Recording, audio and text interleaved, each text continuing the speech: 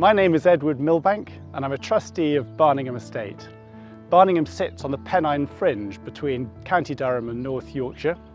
It's home to a variety of habitats from moorland at the top of the hill down to arable in the bottoms.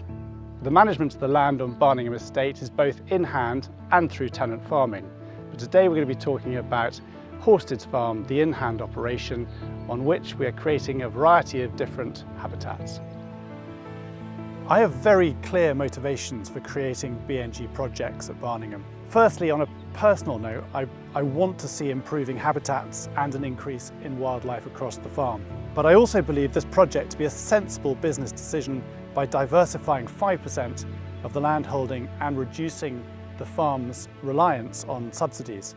It's clear to anyone who receives a BPS payment that the total value of agricultural subsidy is reducing, and at the same time there's a clear increase in private sector demand for natural capital. Biodiversity net gain is the first of the compliance mechanisms helping to create this market, but there's also demand from the voluntary sector as businesses invest in nature projects to support their own sustainability commitments. By creating these projects and gathering the baseline data from which to demonstrate the uplift, I'm putting my business into pole position to take advantage of these new markets. Cow Close is a stunning example of a 30-year-old biodiversity project. In the 1990s, this area was a sheep-grazed valley with a small stream running along its bottom. My parents built the dam across the valley, creating this lake. They also planted scrub and broadleaf woodland around the lake's edges and encouraged the regeneration of a gorse bank, which has become a superb habitat for nesting birds. Some of the habitats are managed with sensitive grazing, others are left wild. The mix of habitats and management have resulted in a fabulous mix of biodiversity, and 30 years on, it's now a mecca for invertebrates, which in turn contribute to a wide range of bird species using the site across the year. I've often brought people to this site and asked how they would value the biodiversity here. With BNG, farmers and landowners now have a metric to measure that biodiversity improvement and capitalise on the uplift. If BNG lives up to expectations, it will lead to the creation of hundreds of projects like this across the country every year. So on the 12th of February this year, biodiversity net gain became compliant for development across England. This means that developers need to achieve a biodiversity net gain on any development taking place. This creates an opportunity for landowners to become off-site habitat providers, generating biodiversity net gain units to trade with developers. When we started the Black Bank project in 2022, the area was 11 hectares of improved but unproductive grassland, which had been grazed for as long as I can remember by sheep and cattle.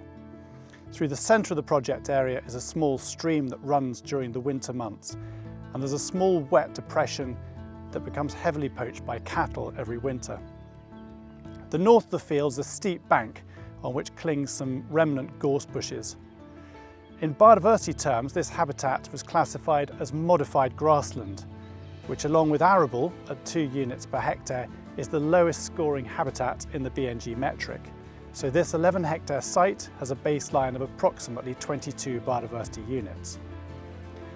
Together with CSX, we worked through a variety of future habitat scenarios to make the best use of this land for BNG, whilst also maintaining the use of the better land for agriculture. As a result, we're turning the majority of the modified grassland on top into a traditional hay meadow, initially by nutrient stripping through haymaking but no grazing, helping to starve the more dominant grass species. Last autumn, we spread yellow rattle across the site. Yellow rattle is known as the meadow maker. It's semi-parasitical and feeds off the roots of nearby grasses. Through weakening of the dominant species, yellow rattle eventually allows more delicate traditional species to push their way through. We're returning the wetter ground to what we believe would have been a fen. Due to changes in land management, fen habitats have become rare, but they support an astonishing diversity in invertebrates, which in turn support rare species such as water voles, newts and wading birds. The bankside we're converting back to a scrub habitat and have planted gorse, hazel, blackthorn, hawthorn, holly, mountain ash, willow, guelder rose and birch. And we've also left some areas to regenerate naturally.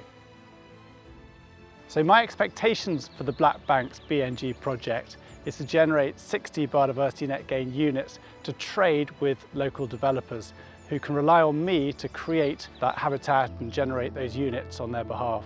Through the trade of these units, I'll be able to rely less on the public subsidies to support my farming, and I can generate a good financial return whilst creating beautiful biodiverse habitats.